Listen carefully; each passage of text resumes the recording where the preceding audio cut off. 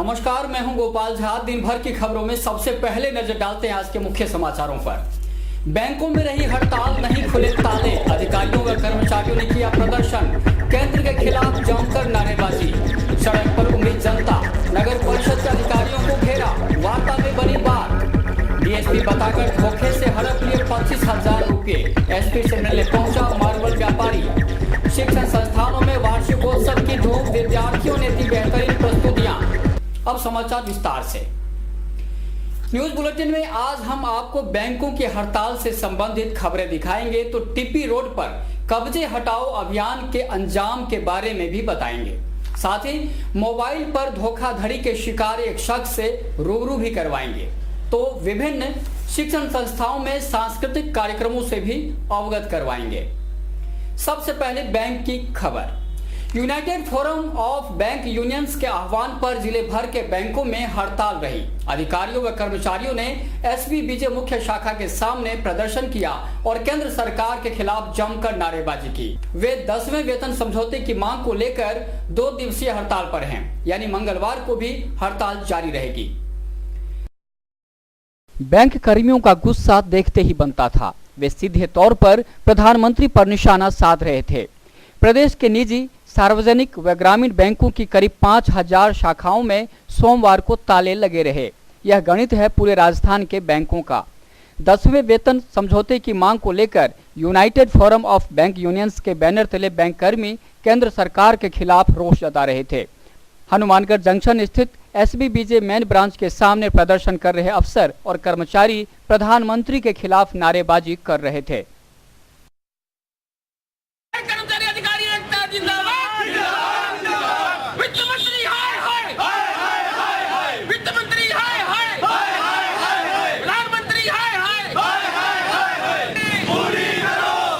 दो दिवसीय हड़ताल के पहले दिन हनुमानगढ़ जिले में करीब 2 करोड़ और प्रदेश भर में करीब 12 अरब रुपए का कारोबार प्रभावित हुआ है।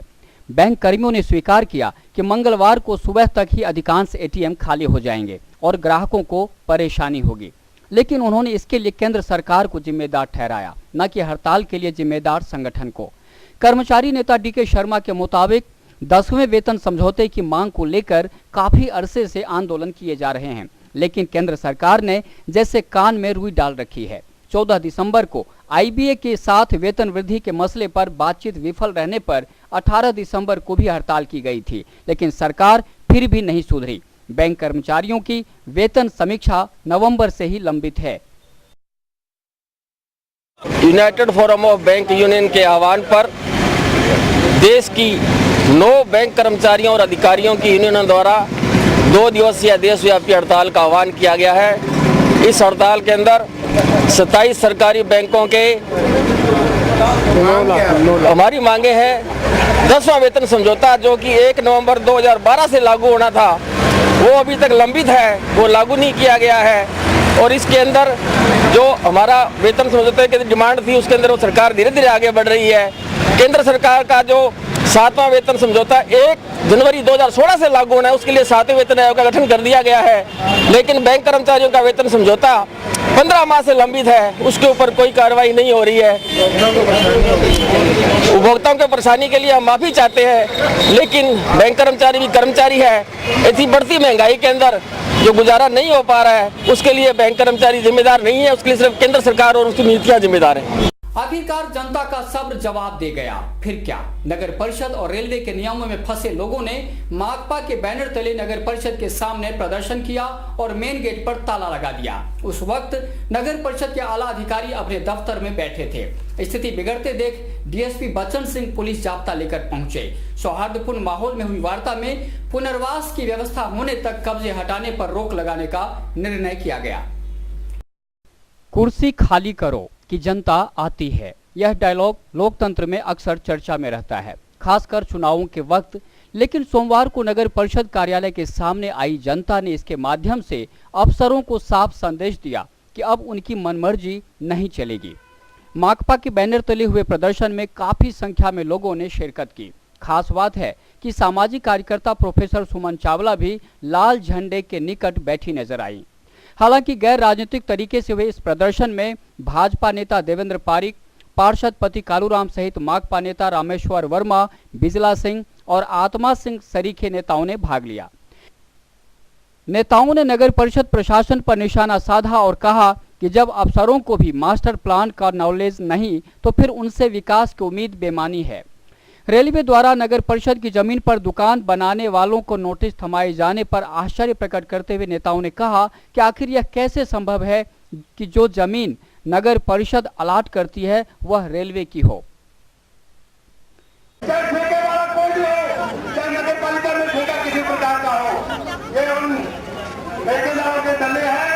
पर उनको ठीक करने के लिए हमें सिखाया है और हमने ठीक किए हैं। आज हम तभी लेंगे जब तक हमारा फैसला लोगों होगा।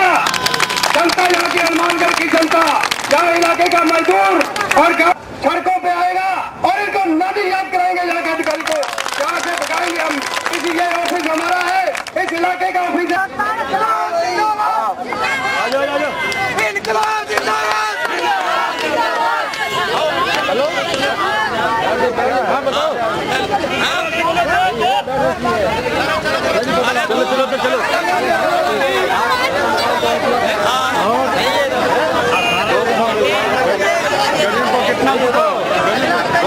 माकपा नेताओं ने नगर परिषद के अफसरों पर गुंडागर्दी करने तक का आरोप लगाया। उन्होंने कहा कि अब यह सहन नहीं होगा।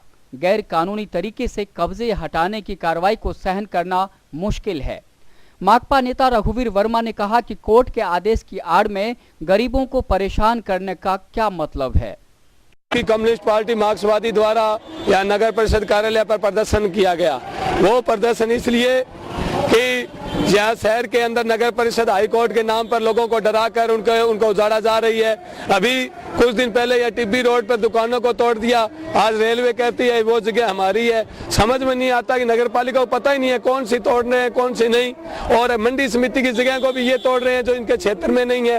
और जो 40 सालों से 30 सालों से जो गरीब आदमी झुग्गी झोंपड़ी बनाए बैठा है उसको उजाड़ दिया और उसको कहीं दूसरी जगह व्यवस्था नहीं कर रहे हैं। और सुरेशिया के अंदर जो यहाँ धान मंडी से जिन लोगों को बिठाया था आज से 2 महीने साल भर पहले, आज उनको भी घर से निकाल दिया है। जिन जगह की पट्टे नगर परिषद ने जारी किए उनको भी नगर परिषद उजाड़ रही है। ये समझ से परे है, ये क्या चाहते हैं। तो नगर परिषद के सामने धरना प्रदर्शन हो रहा है। ये इन्होंने टिब्बी रोड के ऊपर नगर परिषद ने सारी दुकानें और गरीबों के मकान तोड़ दिए, उनके विरोध के अंदर है ये इन्हों को। जबकि वो अब रेलवे वाले कह रहे हैं कि हमारी जमीन है, ये रेलवे वालों ने आके कवर करना शुरू कर दिया। उससे पहले नगर परिषद ने वहाँ बुलडोजर चलाकर सभी के घर और दुकानें तोड़ दी। दूसरी तरफ नगर परिषद के आयुक्त श्रवण बिश्नोई ने कहा कि गुंडागर्दी के आरोप निराधार हैं। टिब्बी रोड पर नियमानुसार कार्रवाई हुई है, इसमें किसी तरह का भेदभाव नहीं बरता गया। टिब्बी रोड पे कुछ जो अपने इंक्रोचमेंट होता है उसके दौरान कुछ लोगों के मकान वगैरह टूटे हैं, तो उसको क्या था डिमांड करें कि उसके एवज में मैंने भूखंड दिए जाए, हम काबिज बैठे। लेकिन जो प्रतिबंधित क्षेत्र में काबिज है उसको नियमन हम कर नहीं सकते हैं। और ये क्या इनका एक आरोप है कि ये बिना किसी कानून बिना किसी नियम के तोड़ रहे हैं। बिल्कुल बिना कोई कानून के नहीं, सबको नोटिस दिया है, सुनवाई का अवसर दिया है, किसी के पास कोई टाइटल नहीं है। वो सब रोड पार्ट के अंदर इंक्रोचमेंट्स हैं, इसलिए उनको तोड़ा गया है। और कोई गुंडागर्दी नहीं है, ये कानूनी तरीके से कार्रवाई की जा रही है। जहाँ तक उनको पुनर्वासित करने की बात है तो जो आवास उजड़े हैं उसके लिए हम मंडल की अर्जेंट एक बैठक बुला रहे हैं 16 फरवरी या 17 फरवरी, जब भी है बजट की बैठक के जस्ट बाद। उसके अंदर एक स्कीम सैंक्शन करते हैं, उसमें जो जायज़ तरीके से जिसका है उसको एज पर रूल पुनर्वासित करने की जरूर कार्रवाई करेंगे। जब उनसे पूछा गया कि जब लोग गैर कानूनी तरीके से रह रहे थे फिर नगर परिषद ने बिजली और पानी कनेक्शन के लिए एनओसी जारी करने की जहमत क्यों उठाई, कमिश्नर ने कहा कि नगर परिषद ने किसी को एनओसी जारी नहीं किया, बल्कि यह सवाल लोगों को बिजली और जलदाई विभाग से करना चाहिए। बिजली पानी का कनेक्शन है, हमने किसी को एनओसी नहीं दिया। बिजली पानी डिपार्टमेंट ने अगर एनओसी कनेक्शन किया तो गलत किया है वो। काफी मशक्कत के बाद नगर परिषद कार्यालय परिसर में दोनों पक्षों के बीच वार्ता हुई। प्रतिनिधियों ने अफसरों को घेरने की पूरी कोशिश की और पुनर्वास का मसला उठाया। उन्होंने कहा कि जब तक पुनर्वास के प्रबंध नहीं हो कब्जे हटाने की कार्रवाई पर रोक लगाई जाए। आखिरकार बात बन गई और नगर परिषद के अधिकारी रेलवे को लिख कर देने पर राजी हो गए। व्यक्तिगत नहीं है, कोई राजनीतिक नहीं है, अपने चाहते हैं इन लोगों की समस्या हल हो और यही चाहते हैं अपने देख के थे ये पहली हेलो मीन वो किसी सुनो भाई दिन भी अपने ये बात कही थी भी आपके पास जो हाई कोर्ट का आपने हवाला दिया था भी हाई कोर्ट का आदेश है, आज हमारे को वो दिखाया जाए वे रेलवे स्टेशन जो कौन सा आदेश है वो? कौन से नक्शे के आधार पर किस हिसाब से कर रहे हैं? इसके आगे बात करनी चाहिए। बात तो ये है कि क्यों नहीं पहले प्रोटेक्शन किया गया, क्यों नहीं पहले तारें लगाई गई। ये पहले आपने भी रोड पर रेलवे प्रशासन द्वारा जो लोग वहां बसे हुए हैं, करीब वहां 35-40 साल से लोग रह रहे हैं। बाद में हाईकोर्ट के डिसीजन के बाद में नगर परिषद ने उन लोगों को वहां से हटाया और जब नगर परिषद ने भूमि को खाली करवा लिया तो रेलवे ने कहा कि रेलवे ने अपने गाटर वहां लगाए टिब्बी रोड तक कि यहां तक रेलवे की जमीन है। मैं रेलवे प्रशासन से पूछना चाहता हूं कि आप इतने साल कहां गए हुए थे? कुछ जगह वहां ऐसी भी है जहां नगर परिषद ने पट्टे भी जारी किए। तो आज उस संबंध में हम टिब्बी रोड के लोग बाग जो अपनी समस्या को लेकर आए थे, तो आज हमने नगर परिषद प्रशासन से वार्ता की है। कुल मिलाकर लोकतंत्र की जीत हुई। जनता ने एकजुटता दिखाई तो शासन को भी झुकने के लिए मजबूर होना पड़ा। इसलिए तो कहते हैं कि कुर्सी खाली करो कि जनता आती है। Bureau report, sky channel, Hanumangarh. खुद को डीएसपी बताकर एक मार्बल व्यापारी से 25,000 रुपए ठगने का मामला सामने आया है। मार्बल व्यापारी राकेश जैन ने इस संबंध में एसपी से मिलकर न्याय दिलाने की गुहार लगाई है। मोबाइल फोन की विश्वसनीयता पर सवाल उठने लगे हैं। खासकर लोग बात करते समय गच्चा खा जाते हैं। इसी तरह गच्चा खाने वालों में एक नाम और जुड़ गया है और वे हैं हनुमानगढ़ जंक्शन के मार्बल व्यापारी राकेश जैन। राकेश जैन को फोन पर एक व्यक्ति ने खुद को डीएसपी बताया और एक व्यक्ति को दान दाता बताते हुए उसका नंबर दिया कि वह उससे बात करें। जैन ने जब उस आरके जैन नामक व्यक्ति से बात की तो उसने भी दरिया दिली दिखाते हुए बड़ी बड़ी बातें की और जैन मंदिर में मार्बल दान करने के बाद करीब 3 लाख रुपए का मार्बल भिजवाने को कहा। नाटकीय घटनाक्रम में उसने राकेश जैन से 25,000 रुपए हासिल करने में सफलता अर्जित कर ली। शक होने पर राकेश एसपी ऑफिस पहुंचे और उन्होंने पुलिस अधिकारियों को बात बताई। मामला साइबर क्राइम ब्रांच को सौंपा गया है। मेरे को और शक गहरा हो गया और मैं तुरंत पुलिस एसपी ऑफिस में आ गया और पीए साहब त्यागी जी और सुभाष जी से मिला। उनके सामने उन दोनों के मोबाइल आ रहे थे तो उन्होंने कहा अब फ्रॉड हो रहा है, आपसे आप और पैसे मत जमा कराओ और एसपी साहब से मिल लो। उस दिन एसपी साहब तो मिले नहीं और असिस्टेंट सुप्री एसपी साहब मेरे को मिले। उनसे मिलने पर उन्होंने साइबर शाखा को मेरा लिखा और बोला आगे जांच के लिए अब मैं वापस आया हूँ। अभी तक मेरा कोई भी कार्रवाई नहीं हुई है उन पर और उनका लगातार टेलीफोन मेरे पे आ रहे हैं। समाचार अभी और भी हैं, देखते रहिए दिन भर की खबरें।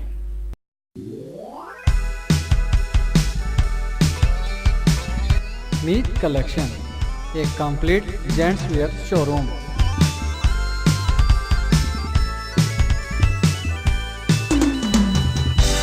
जहां पर आपको जेंट्स वेयर में रेडीमेड गारमेंट्स, इंपोर्टेड शूज, चप्पल आदि की भरपूर वैरायटी मिलेगी।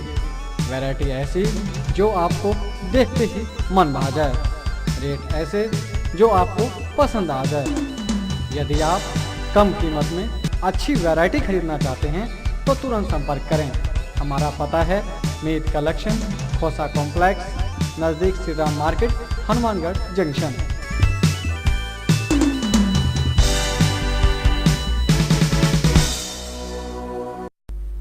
नहर बनने के करीब 1.5 दशक बाद जब टेल तक पानी नहीं पहुंचा तो रासलाना वितरिका के लोगों का आक्रोश बढ़ता गया। आखिरकार रासलाना वितरिका के किसान बागो बाग भी हुए जब पानी वहां पर पहुंचा। एसडीएम की मौजूदगी में किसानों ने न सिर्फ प्रशासन का आभार जताया बल्कि शहर के अनुरूप पानी उपलब्ध करवाने की भी मांग की।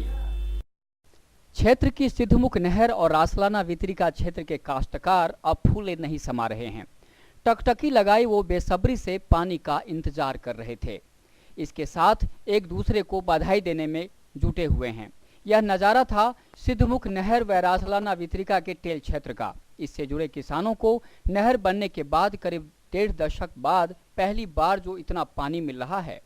सरकार के निर्देश पर जिला प्रशासन की ओर से पानी चोरों के खिलाफ चलाए गए अभियान के बाद पहली दफा रासलाना वितरिका के अंतिम छोर तक पानी पहुंच पाया। पिछले एक पखवाड़े से जिला कलेक्टर की पहल पर राज्य सरकार ने इस नहर से सैकड़ों की संख्या में पानी चोरी करने के उपकरण जब्त किए थे।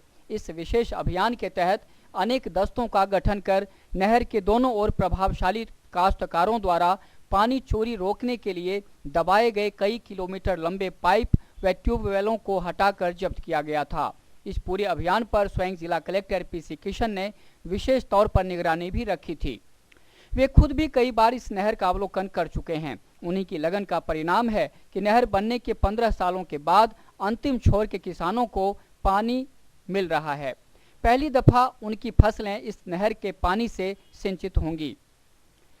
सोमवार को नहर के 65,000 किलोमीटर पर करीब 2 फीट तक पानी आ गया था। इस संबंध में एसडीएम बीरबल सिंह चौधरी ने कहा कि शाम तक बढ़ने की उम्मीद है। उन्होंने बताया कि अभियान से पहले यहां महज 70-80 क्यूसेक पानी ही पहुंच पाता था।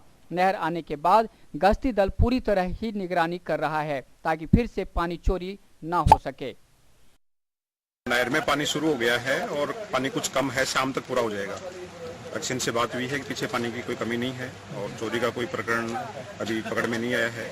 निगरानी दल 5 दल लगे हुए हैं और 5 दल हैं वो गश्त कर रहे हैं लगातार। पानी चोरी की वो अब लगभग हमें आसानी पूर्ण विश्वास है कि विधायक जी की मेहनत से और पूर्ण राज्य सरकार की ओर से, प्रशासन की ओर से पूरा अमला नहर पे है। गश्त लगा रहे हैं, दिन रात मेहनत करके बहुत जी तोड़ मेहनत की है, उनके लिए हम आभारी है। फिर भी पानी पहुंचने की पूरी आशा है। इसके साथ दूसरी समस्या है, हमारी कॉलोनी जो बन रही है वो क्षतिग्रस्त है। जितने कष्ट लगे हुए हैं वो क्षतिग्रस्त है। नहर पटड़ा क्षतिग्रस्त है और पानी की जो सबसे मोटी समस्या है सिल्ट की सफाई। अभी 2.5-3 साल बाद यहाँ पानी पहुंचा है पूरा नहर के अंदर। अभी तो टैल फीड नहीं हुई है, लेकिन फिर भी प्रशासन अधिकारियों द्वारा, हमारे विधायक जी द्वारा, राज्य सरकार के पूरे सहयोग से जो पीछे पानी चोरी के खिलाफ जो कार्रवाई की गई है उससे यहाँ के किसान हैं जो संतुष्ट हैं बिल्कुल। अब जो हमारे पानी 2-2.5 साल बाद अब थोड़ी खुशी की लहर जगी है हमारे में, क्योंकि हमारे सरकार जो है हमारा साथ देने लग रही है और पीछे जगह जगह गश्ती दल तैयार करके बड़ी चोरी को जो है पूरा अंकुश लगा के हमारे तो 2.5 साल बाद जो पानी देखे, हालांकि पानी पूरा को नहीं हुआ अभी तक, लेकिन फिर भी मैं सिंचित होते हुए भी असिंचित बड़ा। व्यापारी नेता पवन गोल्यान को सरकार ने कृषि उपज मंडी समिति का सदस्य मनोनीत किया है। स्काई चैनल के साथ बातचीत में गोल्यान ने कहा कि सदस्य के तौर पर व्यापारियों और किसानों के बीच सामंजस्य कायम करना और मंडी में विकास के आयाम प्रस्तुत करना ही उनकी प्राथमिकता होगी। मुझे कृषि उपज मंडी समिति में राज्य सरकार द्वारा निर्देशक के पद पर मनोनीत किया गया है। मेरी प्राथमिकता रहेगी कि हनुमानगढ़ कृषि उपज मंडी समिति के अंतर्गत आने वाले सारे प्रांगण, जिसमें हनुमानगढ़ जंक्शन, हनुमानगढ़ टाउन, टिब्बी, डब्बी, तलवाड़ा, सभी मंडियों का समुचित विकास हो और इसमें सुविधाएं बढ़े जिससे किसानों को लाभ मिले। कृषि उपज मंडी समिति का मुख्य दायित्व यही है कि किसानों को अधिक से अधिक लाभ मिले और व्यापारी वर्ग और किसान वर्ग में सामंजस्य बना रहे, क्योंकि किसान खुशहाल होगा तभी व्यापारी खुशहाल होगा। इसलिए मेरी प्राथमिकता यही रहेगी कि दोनों वर्गों में खुशहाली बढ़े। व्यापार मंडल बालिका महाविद्यालय में चल रहे 3 दिवसीय वसंतोत्सव के तहत आज गोरबंद कार्यक्रम का आयोजन हुआ, जिसमें छात्राओं ने अनेक सांस्कृतिक प्रस्तुतियां देकर समा बांध दिया। वहीं टाइम्स पब्लिक स्कूल में भी वार्षिकोत्सव उड़ान 2014 का आयोजन किया गया। टाउन स्थित व्यापार मंडल बालिका महाविद्यालय में सोमवार को बसंत उत्सव का समापन हुआ गोरबंद 2014 के साथ। कार्यक्रम के मुख्य अतिथि जिला पुलिस अधीक्षक शरद कविराज थे। वह अध्यक्षता की वीएम बालिका शिक्षा समिति अध्यक्ष बालकिशन गोल्यान ने। समारोह की शुरुआत मां सरस्वती वंदना के साथ हुई। उसके बाद छात्राओं ने विभिन्न सांस्कृतिक प्रस्तुतियों से दर्शकों का मनोरंजन किया। हिंदी, पंजाबी व राजस्थानी गीतों पर बालिकाओं ने एकल व समूह नृत्य की एक से बढ़कर एक प्रस्तुतियां देकर खूब तालियां बटोरी। अतिथियों ने शिक्षा, खेल कूद, सांस्कृतिक कार्यक्रमों के साथ साथ विद्यालय में वर्ष भर की गतिविधियों में उत्कृष्ट प्रदर्शन करने वाली छात्राओं को पुरस्कार देकर भी सम्मानित किया।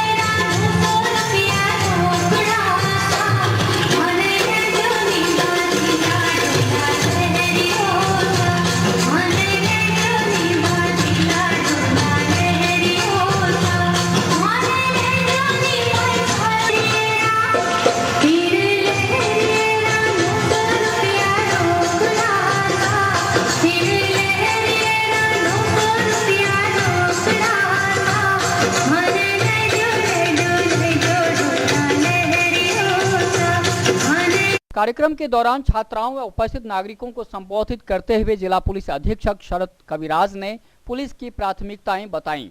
उन्होंने सार्वजनिक स्थलों पर अपराधों की रोकथाम के साथ ही महिला व बालिका सुरक्षा को भी बढ़ावा देने की बात कही। एसपी ने कहा कि स्कूलों और कॉलेजों के आसपास घूमने वाले असामाजिक तत्वों को रोकने के लिए पुलिस ने ऑपरेशन गरिमा का आगाज किया है। पहले हमारे पुलिस प्राथमिकताओं में इस साल एक बड़ी प्राथमिकता है कि सार्वजनिक स्थलों पर जो अपराध हो रहे हैं उनको रोका जाए। जो महिलाओं के प्रति अत्याचार हो रहा है, छेड़छाड़ की घटनाएं हो रही हैं, उन पर सख्ती के साथ में कार्रवाई की जाए। आपको विदित होगा कि मैंने आने के बाद में एक ऑपरेशन गरिमा स्टार्ट किया है, जिसके अंदर कि कॉलेज और स्कूलों के अंदर जो आसपास असामाजिक तत्व घूमते रहते हैं उनके ऊपर प्रभावी नियंत्रण हो सके, ऐसे हमारा प्रयास है। मैं जब यहाँ आया था तो सबसे पहले लोगों ने कहा कि साहब ये आपका ऑपरेशन गरिमा नहीं, ऑपरेशन रोमियो है, यहाँ पर ऑपरेशन रोमियो कहते हैं। मैंने कहा रोमियो ऑपरेशन नहीं है, ये ऑपरेशन गरिमा ही है। ये ऑपरेशन गरिमा है क्योंकि हमें महिलाओं की जो गरिमा है उसकी सुरक्षा करनी है। तो गरिमा के अंदर सिर्फ एक ये बात नहीं है कि हम असामाजिक तत्वों के खिलाफ कार्रवाई करें। गरिमा के अंदर एक संपूर्ण भाव है, जिसके अंदर सभी महिलाएं, सभी छात्राएं अपने अंदर एक गौरव महसूस करें, एक गरिमा महसूस करें। टाउन स्थित टाइम्स पब्लिक स्कूल में भी वार्षिकोत्सव उड़ान 2014 हर्षोल्लास के साथ मनाया गया। कार्यक्रम के मुख्य अतिथि एनएमपीजी लॉ कॉलेज के प्राचार्य विमलेंदु तायल व विशिष्ट अतिथि एनएमपीजी कॉलेज प्राचार्य प्रोफेसर सरवन सिंह तथा डॉक्टर पारस जैन व भाजपा नेता अमित साहू थे। वार्षिकोत्सव की शुरुआत छात्र छात्राओं ने स्वागत गीत के साथ की। इसके बाद बच्चों ने विभिन्न सांस्कृतिक प्रस्तुतियों के साथ रामायण, दुर्गावतार, कन्या भ्रूण हत्या रोकने संबंधी कई नाटक प्रस्तुत किए। कार्यक्रम के दौरान शाला समिति द्वारा बुजुर्गों, शिक्षाविदों व प्रतिभागियों को स्मृति चिन्ह देकर सम्मानित किया गया।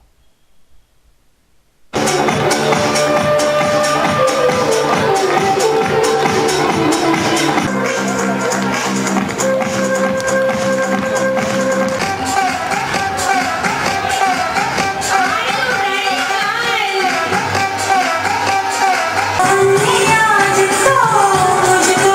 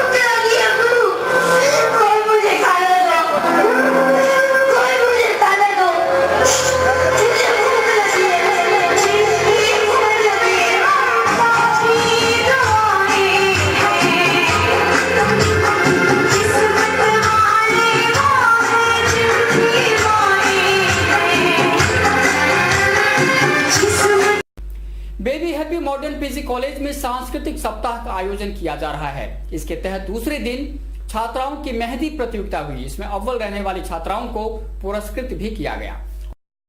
जंक्शन स्थित बेबी हैप्पी मॉडर्न पीजी महाविद्यालय में चल रहे सांस्कृतिक सप्ताह के आज दूसरे दिन मेहंदी प्रतियोगिता का आयोजन किया गया। प्रतियोगिता के मुख्य अतिथि बेबी हैप्पी मॉडर्न शिक्षा समिति के अध्यक्ष भगवान दास गुप्ता थे। प्रतियोगिता की शुरुआत अतिथियों ने मां सरस्वती की प्रतिमा के समक्ष दीप प्रज्वलित करके की। भगवान दास गुप्ता ने कहा कि युवा देश का भविष्य है। युवाओं को शिक्षा के साथ साथ सामाजिक गतिविधियों में भी भाग लेने की जरूरत है। विद्यार्थियों को नशे से दूर रहने व मन लगाकर अध्ययन करने का आह्वान करते हुए उन्होंने कई तरह के टिप्स दिए। प्रतियोगिता में छात्राओं ने हाथों पर मेहंदी की डिजाइन बनाकर अपनी कला का प्रदर्शन किया। प्रतियोगिता में प्रथम प्रमीला, द्वितीय स्थान पर मीनाक्षी, तृतीय स्थान पर पूनम रही तथा सांत्वना पुरस्कार के लिए ऋतु, खुशनुमा, सुमन सोलंकी को चुना गया। निर्णायक व्याख्याता पूजा शर्मा, निधि गोयल और नीतिका वर्मा थी। इस अवसर पर संस्था के director Tarun Vijay, chairman Ashish Vijay, college प्रशासक परमानंद सैनी, कॉलेज के प्राचार्य doctor Surendra Kumar, BEd college की प्राचार्य श्रीमती संतोष चौधरी, व्याख्याता विशाल पारिक, राजकुमार भाटी, अमित पारिक, राजकुमार महला, डॉक्टर राजेंद्र कुमार व सुमन चौधरी आदि भी मौजूद थे। और अभी वक्त है हेडलाइंस का।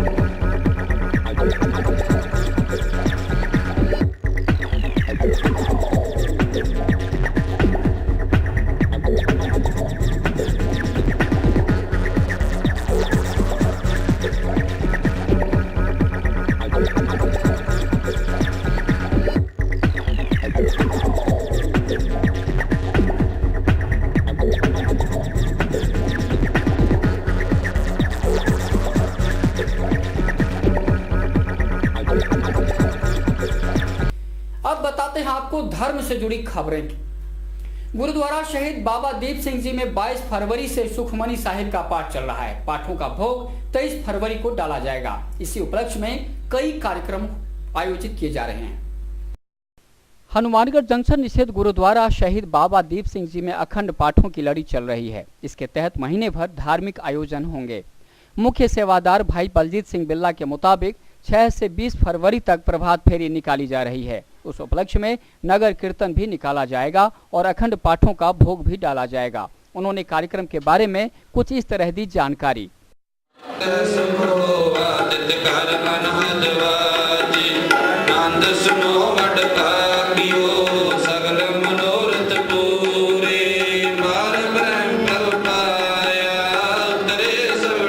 गुरुद्वारा शहीद बाबा दीप सिंह जी विखे 5 अखंड पाठ ਸਾਹਿਬ ਦੇ ਭੋਗ ਪਾਏ ਗਏ ਹਨ ਅਤੇ 6 ਅਖੰਡ ਪਾਠ ਸਾਹਿਬ ਰੱਖੇ ਗਏ ਹਨ। 4 ਤਰੀਕ ਤੋਂ ਅਖੰਡ ਪਾਠਾਂ ਦੀ ਲੜੀ ਚੱਲ ਰਹੀ ਹੈ।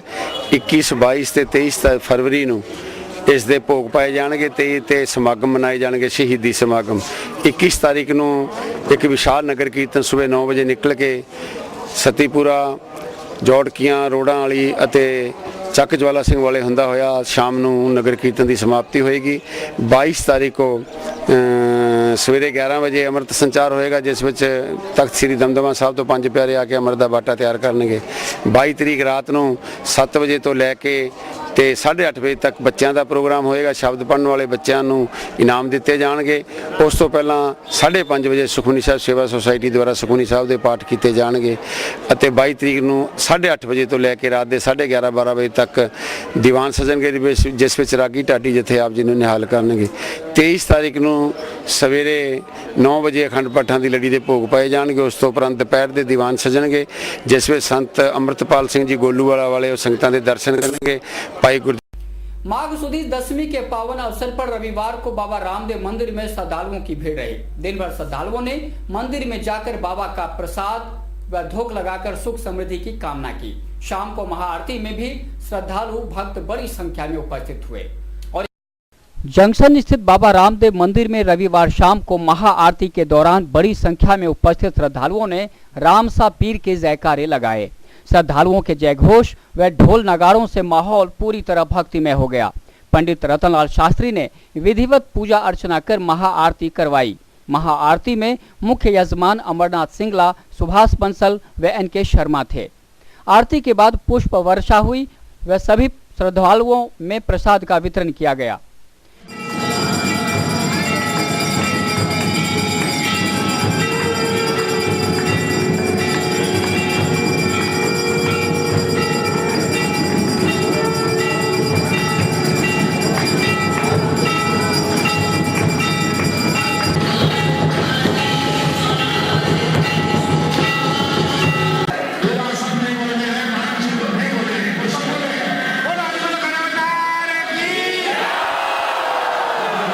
बसंत उत्सव के तहत दुर्गा मंदिर प्रांगण में सुरों की देवी मां सरस्वती का जागरण हुआ। जागरण में शहर के सभी संगीत प्रेमियों ने मां सरस्वती की आराधना कर भजनों की अनेक प्रस्तुतियां दी।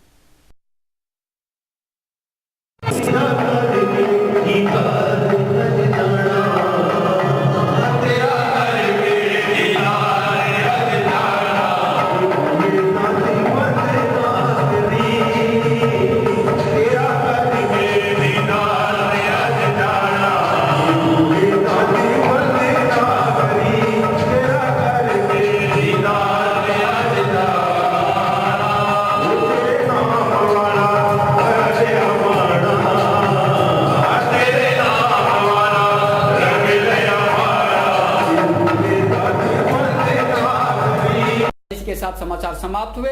रोजाना देखते रहिए समाचार। नमस्कार।